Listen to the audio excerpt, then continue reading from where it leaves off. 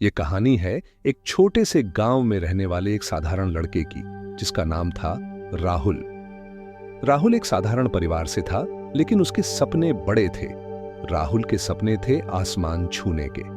वह एक दिन कुछ बड़ा करना चाहता था, लेकिन उसकी मुश्किलें तब शुरू हुईं जब उसे पहली बार जीवन की असफलताओं का सामना करना पड़ा। राहुल बार बार असफल हो रहा था, चाहे वह पढ़ाई में हो या खेल में। उसकी असफलताएं उसे निराश कर रही थीं। उसने कई बार खुद को कमजोर महसूस किया और सोचने लगा कि शायद वह अपने सपनों को पूरा नहीं कर पाएगा। एक दिन जब राहुल बिल्कुल निराश था, वह गांव के एक बुजुर्ग व्यक्ति के पास पहुंचा। वह व्यक्ति गांव में अपने ज्ञान और प्रेरणादायक कहानियों के लिए जाना जाता था। राहुल ने अपनी सारी परेशानियां उस बुजुर्ग के सामने रखीं। बुजुर्ग ने राहुल की आंखों में देखते हुए कहा, खुद को कमजोर समझना सबसे बड़ा पाप है। राहुल के मन में यह शब्द गूंजने लगे।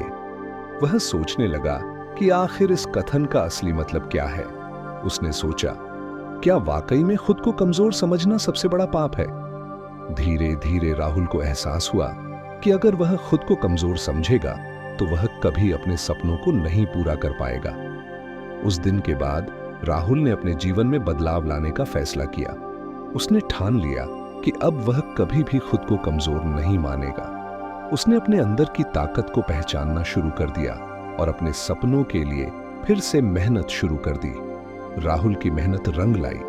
वह न केवल अपने क्षेत्र में सफल हुआ, बल्कि उसने अपने सपनों को भी पूरा किया।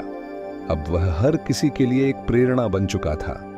राहुल की कहानी हमें यह सिखाती है कि खुद को कमजोर समझना वास्तव में सबसे बड़ा पाप है। जब तक हम खुद पर विश्वास नहीं करते, तब तक हम अपनी असली ताकत को पहचान नहीं सकते। तो दोस्तों, याद रखें, जीवन में चाहे कितनी भी कठिनाइयां आएं, कभी भी खुद को कमजोर मत समझो, क्योंकि जब आप खुद पर विश्वास करते हैं तो कोई भी लक्ष्य असंभव नहीं होता।